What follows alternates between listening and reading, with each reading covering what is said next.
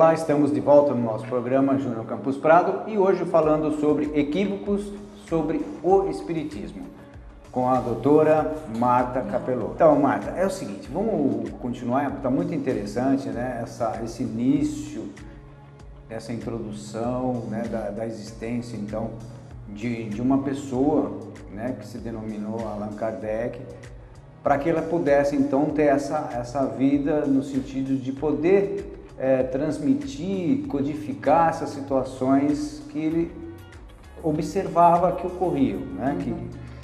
E através disso ele acabou então escrevendo um livro, que é o Livro dos Espíritos. Sim, o Livro dos Espíritos. Dos Espíritos. Porque é deles. Então isso é um caráter da nossa doutrina, que ela tem um caráter universal. Ela não foi aí que eu gostaria, porque tem pessoas que acham, como eu disse anteriormente, que Kardec que foi o inventor do Espiritismo, né? Ele não foi, porque na verdade ele foi apenas um codificador dos ensinamentos dos espíritos superiores que se manifestaram a ele pelos canais mediúnicos, daqueles médiuns que o cercavam, e depois o trabalho foi se intensificando. Médiuns de outras localidades recebiam e passavam depois a ele as mesmas orientações que cada um recebia de forma distinta em lugares distintos. Na verdade, então, ele foi assim um estudioso, um cientista até, de ver essa ciência ali que estava, vamos dizer, ocorrendo situações onde ele é um observador e estudioso. E aí que entra o grande mérito dele, porque quem conhece o Livro dos Espíritos sabe que ele é feito com perguntas e respostas. E eu, toda vez que eu me recorro a ele, eu falo como eu estou distante, porque eu não seria capaz de fazer tantas perguntas. E hoje a gente vê que quem estuda com profundidade a doutrina, todos os segmentos da ciência tem alguma coisa que está lá sendo explicada ou já revelada. Então, somente um espírito, depois quando eu não posso falar só dele, quem sabe em uma outra oportunidade nós poderíamos falar só de Kardec, mas é a bagagem espiritual dele. Então, ele foi um druida, um filósofo, vem vindo com uma bagagem, muito embora o Espírito Verdade, que o assessorou durante todo esse trabalho, que era o seu protetor, o seu orientador ali, denominado Espírito da Verdade, de verdade, ele disse que a tarefa dele não seria nem um pouco fácil, que seria árdua e que se ele não o fizesse, outro o faria. Então, para a espiritualidade, eles escolhem a dedo alguns para algumas tarefas, missões, mas também respeitando-se o livre-arbítrio, que é a outra grande tirada do Espiritismo, é a questão do livre-arbítrio, que hoje nós nem vamos falar dele, tá bom? Senão, que é um capítulo longo. Porque nós vamos tentar hoje falar um pouquinho sobre essa falta de conhecimento que as pessoas têm. Uma noção básica, né, como a gente está falando, e realmente, eu mesmo já estou aprendendo muito aqui, de saber disso tudo e de perceber, principalmente, qual realmente, né, quem foi Allan Kardec.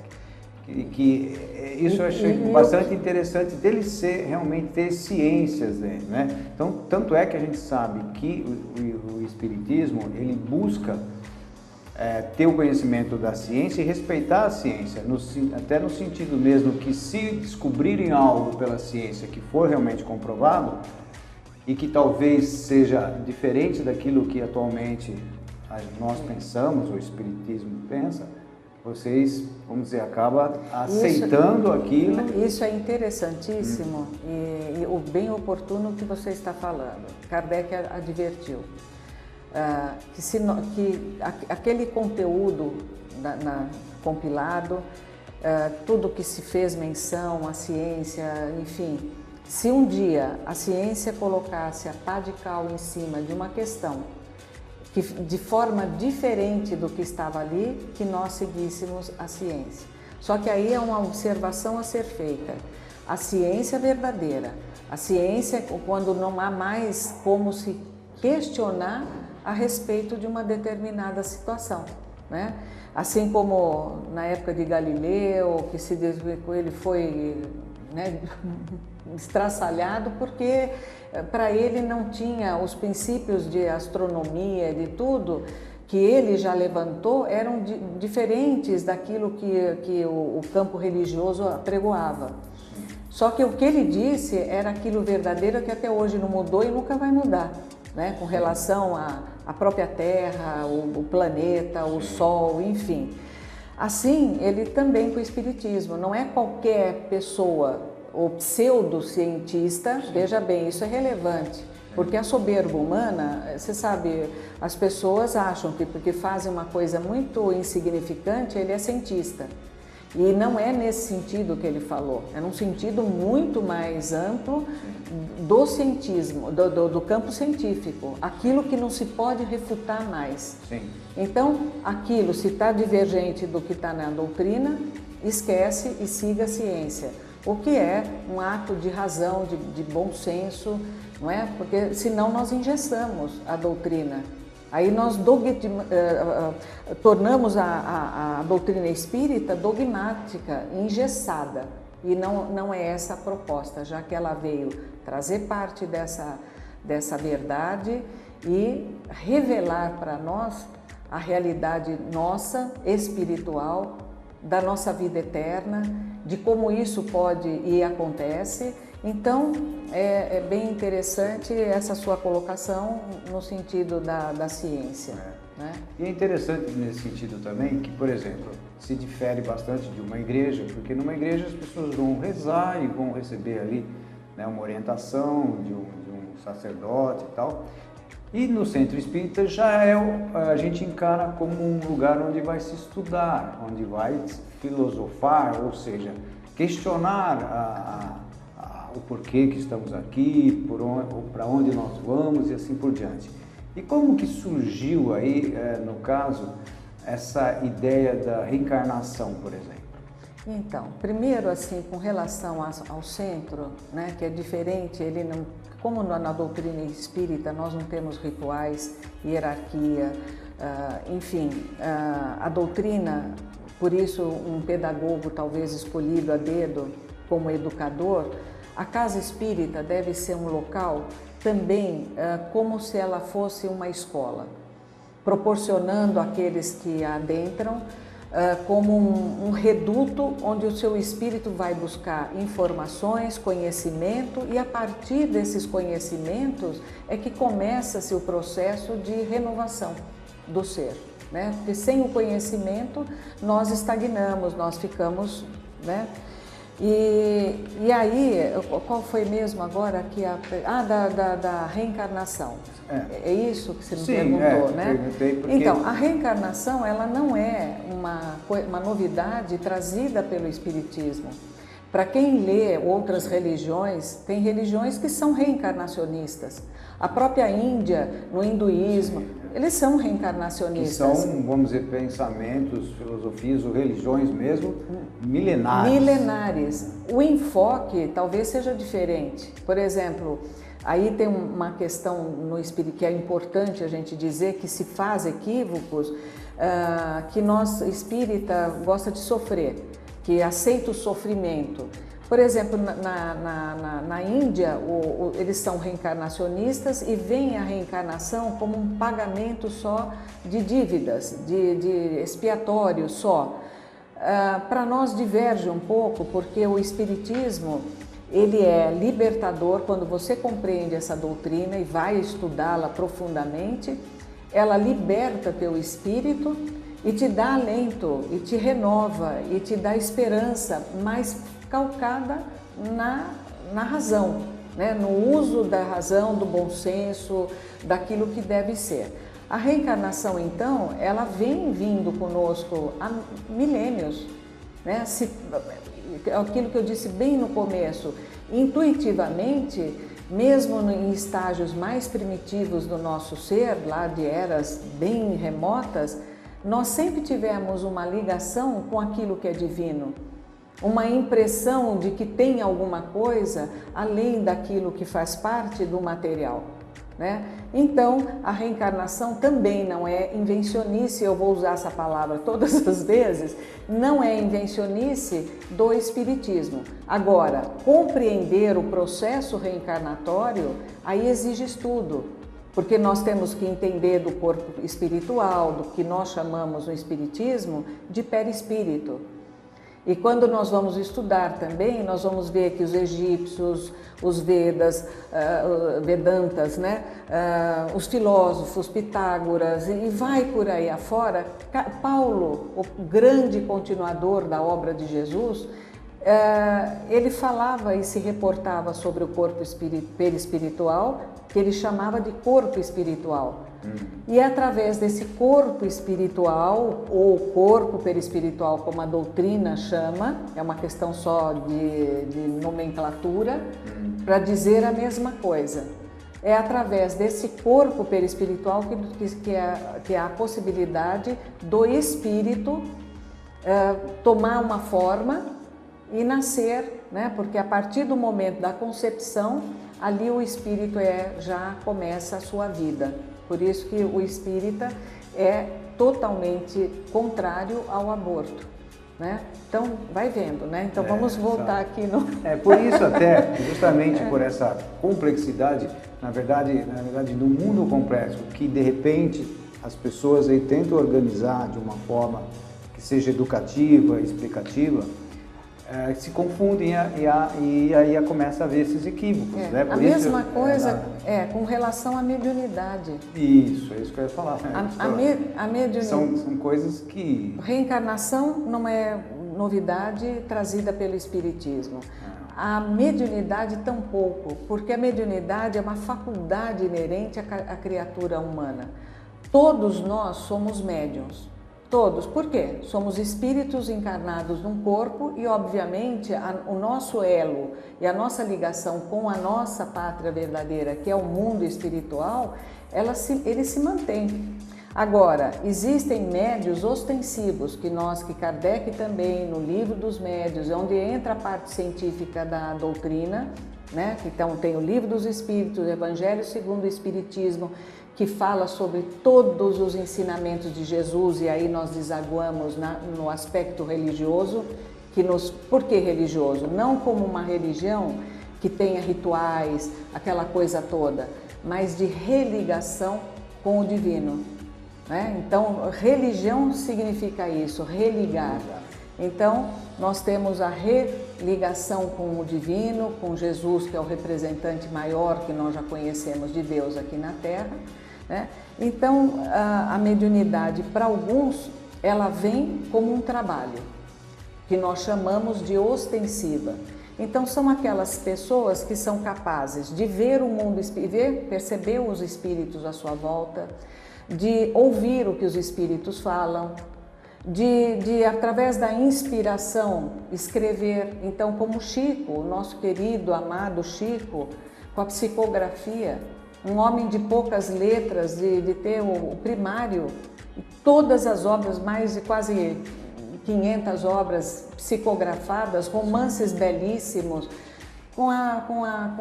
nos canais mediúnicos, com a sua mediunidade, né, maravilhosa. Então, mediunidade também não é é lógico que a mediunidade ela foi tratada, sim, ela foi explicada. E quem quiser encontrar todas as respostas ali, você vai procurar o Livro dos Médiuns, que Kardec também faz todo esse trabalho de perguntas, de ver. Então, eles vão explicando os diversos tipos de mediunidade. Enfim, é maravilhoso o livro, né, como estudo. Então, a mediunidade não é para ninguém. Quando sentir que percebe o mundo espiritual, ninguém quer ver. Todo mundo é espírito, mas ninguém quer ver espírito, né? Todo mundo espírita tem medo de espírito. Sim, eu já ouvi muito isso, né? Ai, não, Deus que me perdoa, deixa os espíritos lá, eu não quero ver. Mas você é espírita, você crê na sobrevivência espiritual? Sim. Não, mas deixa lá, eu não quero ver nada, como se espírito fosse assombração. Na verdade, quem são os espíritos? são aqueles que nos antecederam no desencarne. Nós seremos também espíritos desencarnados e alguém vai nos ver, alguém vai nos enxergar quando estivermos do outro lado. Assim como nós, alguns, somos capazes de ver alguém que já se deixou a veste carnal, né? Então, na verdade, nós somos um espírito que estamos encarnados. Por hora encarnados. Por hora encarnados, né? No momento, assim. Então, isso tudo é muito interessante, porque como você começou até a falar, que muitas coisas se confundem, esses equívocos acontecem, porque no Brasil, grandes nomes, no caso do Chico Xavier, né? Ele é uma pessoa que, diferente do Allan Kardec, que foi um estudioso, um cientista, ele já é um mediúnico, então ele já tem esse outro perfil, né? Mas que as pessoas identificam ele e com a entidade, né? Com a doutrina. Claro. Mas ele tem um perfil totalmente diferente. São pessoas, né? assim, distintas. Allan Kardec foi aquele escolhido pela espiritualidade maior para fazer todo este trabalho que foi gigante. Porque fora essas obras, ele também teve, até o seu desencarne, a produção da Revista Espírita, que hoje nós temos até o seu momento da morte, eram 12 volumes, eu tenho esses 12 volumes e cada mês de cada ano tinha um fascículo. E é muito interessante e essa leitura é essencial também que nós façamos, né? Porque ali há uma complementação de informações do que está do conteúdo das cinco obras básicas, né? Essa continuidade dos estudos dele. Então, tem isso daí. Posteriormente à sua morte, aí também teve, bom, isso é uma outra coisa que eu nem vou falar, alterações na gênese, pessoas porque assim, eu vejo, né? Nós temos sempre que eu foco na doutrina e não no ser humano.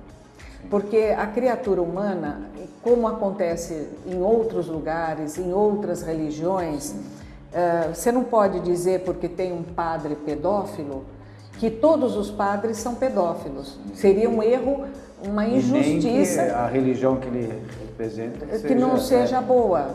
Que não seja boa. A pessoa humana, ela é passível de erros e de imperfeições. O espírita tem na sua frente um manancial de ensinamentos, mas ele pode se desvirtuar.